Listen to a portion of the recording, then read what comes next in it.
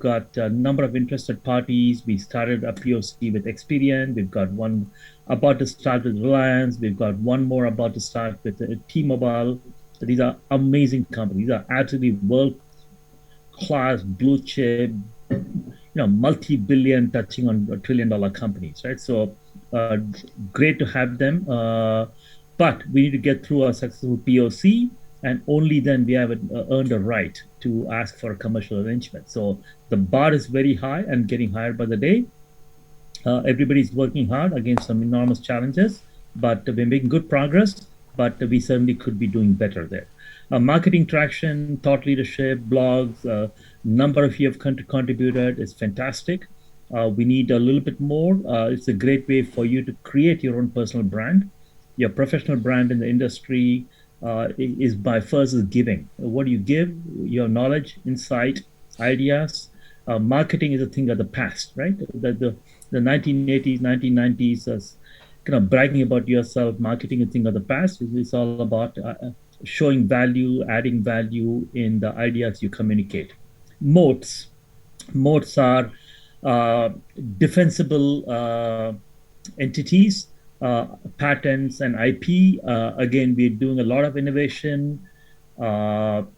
Every one of you, again, it's a great professional opportunity for you to be listed in patents. It's a very, very good thing.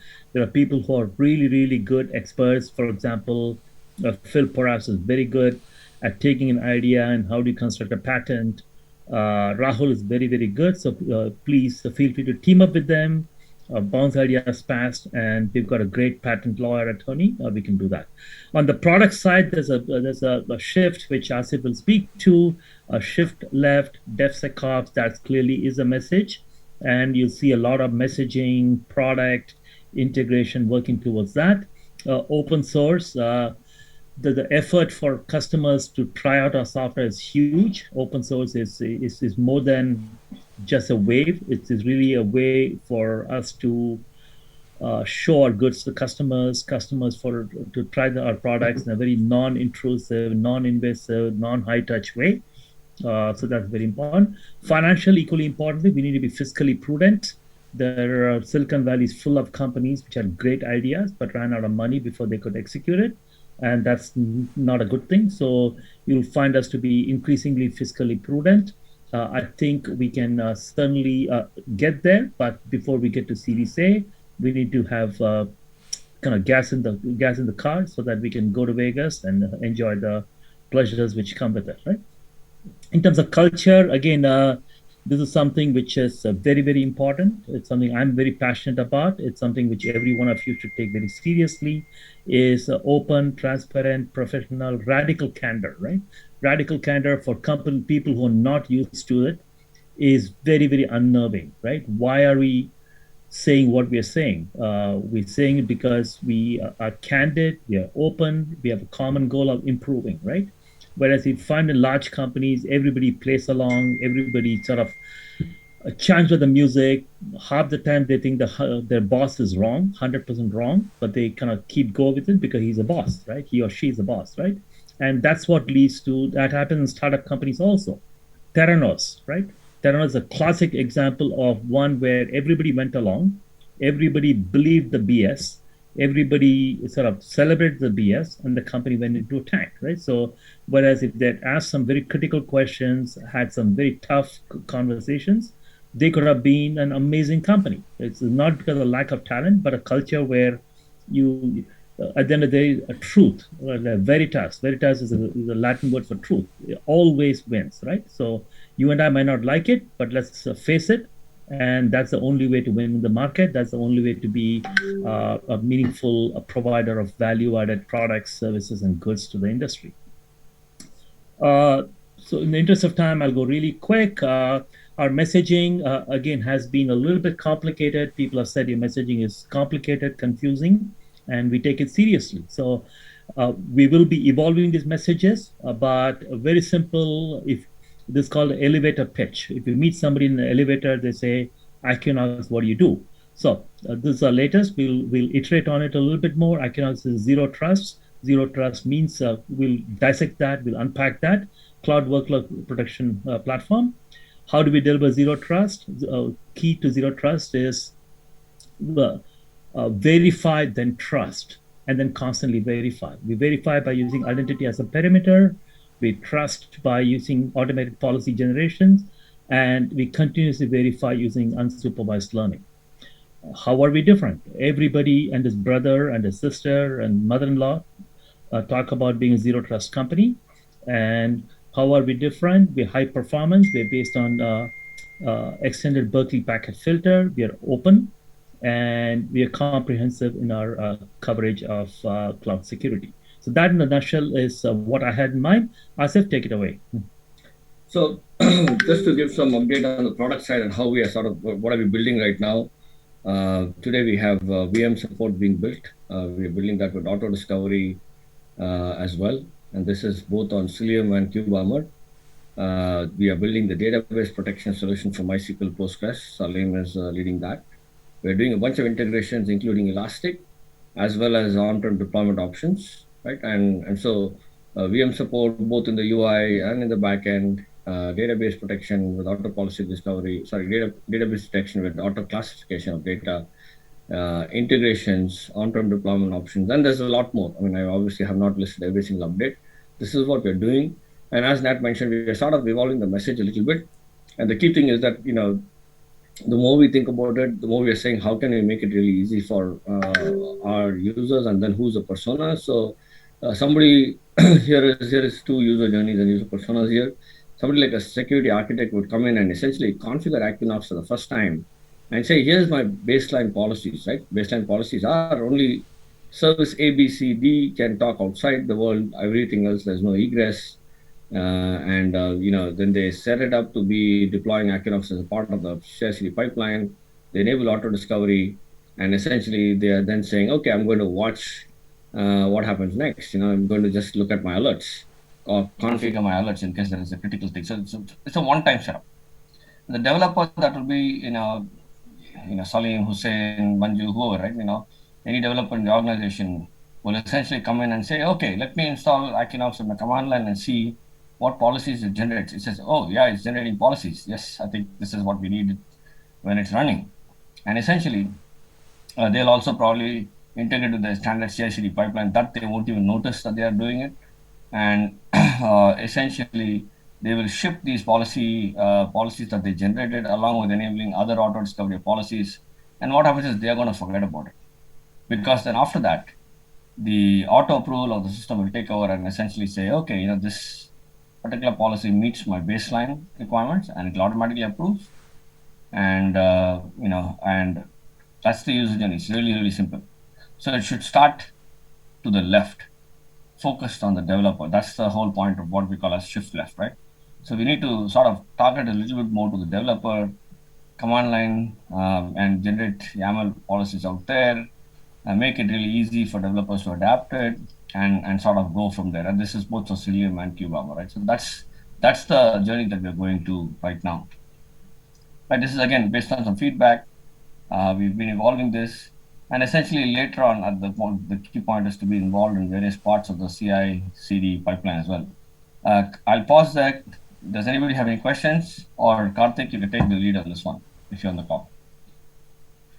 Yeah, I think we briefly touched on it before in the last call as well, last all hands. But very briefly, the concept of DevSecOps is that ultimately security is being packaged up together with applications, right? Together with the application artifacts, so that the concept of security following the application wherever it lands, but starting with the development stage, how do you move all of the security artifacts, things like policies, things like security controls, together with the development process that application developers go through, right? How do you bring it closer and closer to the development process in the early stages of building an application, so that when you have security controls, they can be injected earlier on in that build process. And as you deploy applications into production, as you're running them, obviously runtime enforcement is critically important. Collecting telemetry and being able to audit and assure what goes on are all important. But there's two takeaways I want you to take away from this slide. One, is that the concept is all of these controls are being built, the security controls are being built into how applications are developed, deployed as code using typical GitOps workflows. So increasingly, the concept is that you have platforms like Git being the source of truth for where policies are stored and can be leveraged with standard GitOps workflows. And the second takeaway I want you to take from this slide is that automation is critically important. Uh, in modern organizations, the security teams are not in the mindset of, okay, go here, click this. If this happens, then Mr. Security Analyst, come take a look at the metadata and then decide what to do and then go take the action. The way things work in modern organizations is that all of these triggers for security controls to kick in happen automatically. So when someone checks in a new version of the application, they made some changes. Guess what? The security policies come in along with that. There's an automated review. Does it conform to existing governance policies? If it does, it goes through. No human intervention required. If there is an exception, maybe that gets sent for review, right? Where someone looks at the pull request and says, okay, this is allowed or not. When it's running, when you observe any anomalous behavior, the anomalous behavior should automatically cause uh, uh, the workload to be quarantined.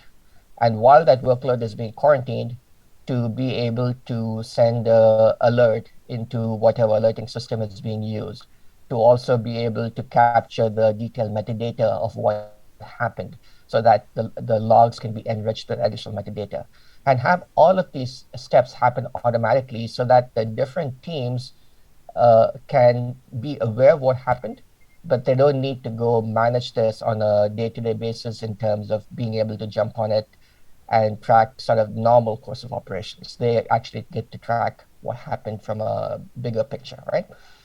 So fundamentally, DevSecOps is introducing a number of interesting new ways where organizations increasingly look at this in an automated GitOps workflow. And it also presents us some fundamental ways to differentiate ourselves from the competition, especially in security, where you'll find a lot of security products are they tend to be very bespoke and tied to a unique sort of okay, this is the way my company and my product does things, versus increasingly the DevSecOps approach is, hey, we have a GitOps workflow, and does your product fit into these different categories? So this is sort of increasingly how we are approaching the product, and I think it's very useful for everyone to get into that mindset of how do we leverage this CI/CD pipeline model of security, and along with that, how do we automate all of these security actions so that these happen stage to stage seamlessly, not just within our product, but when our product connects with adjacent products like a SIEM platform, like a SOAR platform, like a GRC platform for compliance and risk. So all of these need to be increasingly automated. I'll stop there. Asif, any other context? I think those are some very interesting points. Things should be automated. Things should be, there should be no manual steps, and that's what we're going towards. And it should be developer focused, right? Those are the few key takeaways. That I think we're I think. And Rahul, do you have any commentary to make? So there's a couple of points that I would like to make. In terms of where we are heading with the KubeArmor. The 3 points that we had been discussing over the past month. One is about making KubeArmor easy to use, improving its coverage, and then differentiation. So these are the 3 points that we have been, we are prioritizing coverage over everything else, making sure that we'll be able to cover all the platforms that are required, and that is something that we have started moving towards. The second aspect about policy auto discovery, that is something which now we have been working more towards network policy auto discovery, but from the systems policy auto discovery also we'll see some action happening in the context. From the identity solution perspective, there's a lot that we have already built. Making it usable, making it consumable is another challenge, and that is something that we'll be working towards in the next month and coming few months. Like Nat mentioned, like you mentioned before, that we will be having a set of POCs to be worked upon. I believe that consuming some of these components within Aquinox is something that we should also look towards, and we are already gearing up towards. Great. Thank you very much, Rahul. Now we've got about 10 minutes. Any questions, please send it to Sharanya. She'd be glad to read it out, and we'd be glad to address. While you think about those questions, Sharanya, do you have any HR update? Yeah, thanks, Nat. So 3 points that I wanted to announce was on the joiners front. We did have 7 trainees who have joined us and a couple of experienced folks. And we are still lagging behind. We need all of your support. I want more and more resumes, referral resumes, especially for freshers and experience. Please share, the referral details. We're more than happy to get them into our organization. On the employee engagement front, like mentioned earlier, we do have the performance feedback that's going on, and also we are confirming a lot of employees who are completing their 6 months and doing a great job with us. Third thing is Diwali around the corner. I think thanks to Nat and Asif for giving us this opportunity. All of you will receive your goodies soon. So happy and a safe Diwali. That's all, Nat. Great. Thank you very much, folks. Any questions? Again, we've come a long way in the last year. We can look at a few different metrics compared to other people. We've achieved more than the industry benchmarks compared to our own standards, where we thought we should be. We are probably a quarter behind, right? And we know the reasons. COVID hit us pretty bad. A number of senior leads got hit. Some of the back-end team, it took us a while to get cranking. So we know the reasons, but the fact is we are 1 quarter behind where we should have been. That is just life. We can make up the time going forward. Nothing we can do about the past, but all of you stay well, stay healthy. As I said, Diwali is all about bringing clarity of thought.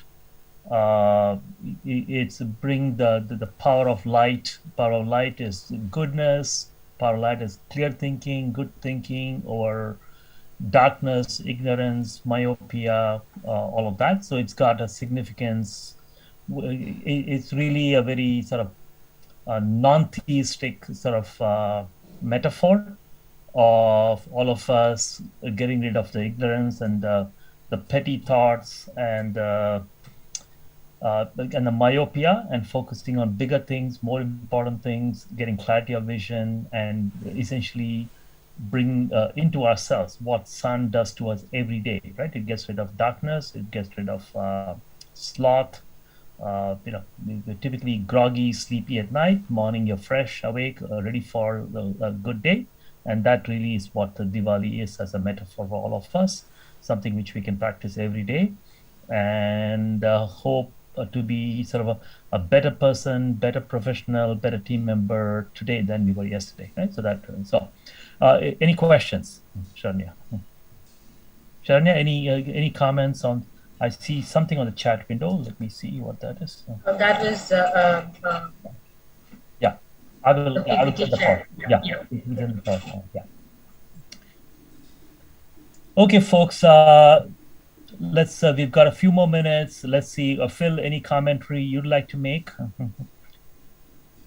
Apologies that we had to limit it to 30 minutes. We have a client call, which really we could not move. We'd be glad to address any questions you have. just very briefly, I think that what I'm seeing from Equinox, it's becoming a crisper story. The value of the security technology and the need for the security technology is becoming more and more compelling every week as we go by. I think we're becoming more crisp. So I see a lot of positives happening here with Equinox, and it's becoming much more compelling as a security technology. So my sense is overall that as we go on weeks, few months in the future, the security technology, its simplification, its targeting for the right customers that really do need this, and the refinement of the story, all of these are coming together. There's a lot of debate internally at the leadership level that is really strong. I thought the last meeting we had in particular was just a great meeting to sort of air those concerns. So yes, it's a slog. Getting to those first 10 is a slog, but I think we're making all the right moves to do that. So it's looking really, really positive. Great.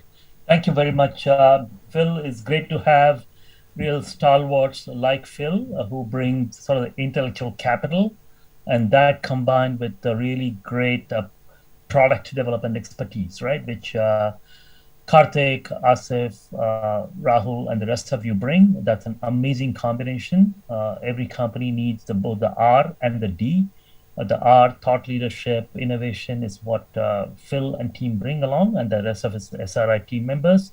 And the D, how do you make it usable, practical in a real life setting, right? The classic example is our bar should not be Qualys or Palo Alto. Our bar should be, we should take inspiration from Apple and from Tesla, right? It just has one button, start. That's it. You know what I mean? So everything else, Tesla knows, understands with very limited interaction from you as to what needs done. Same thing to get Uber, get an Uber ride or getting Slack provision. All it takes is very, very, you don't need an SAP consultant, right? So that's the level of bar we need to kind of aspire to achieve. And it's not easy, right? It's not easy because you got to sweat the details. You got to be these are extremely, extremely hard problems, right?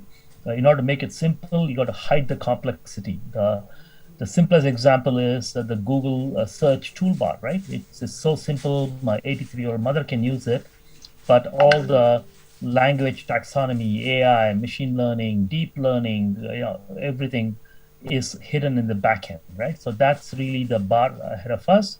Again, it's not easy, but if anybody can pull it off, I think our team can pull it off. Thank you. Salim? Yeah. Any comment you'd like to add? No, not at the moment. So I think we have covered and we're at a good track. So we hope to be achieving what we have been trying to achieve, getting the initial stuff POC started by the first quarter of next year, and now towards achieving our goal of converting the POCs into a cash flow business basically. So we will get there. Great. Thank you, folks. As I said, apologies, we need to run. Sorry to limit the call to 30 minutes. Going forward, we will allocate a full hour. But please, we want this interactive. We don't want to be talking heads. This is not a one-way monologue. So any questions, commentary you have, please send it to Sharanya ahead of time.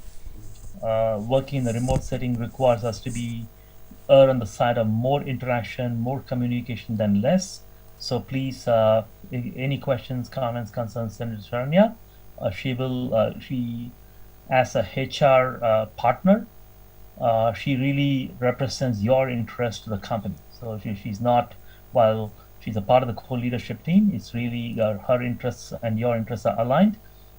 In almost all cases, we try to align the company's interest with the employee's interest, but there might be times when they're not, right? That's just, unfortunately, it's just fact of life. If they're not, we'd like to make an effort to align it, and please reach out to Sharanya. Okay, thank you very much. Thank you. Good. Thank you. Thank you. Bye. Thank you.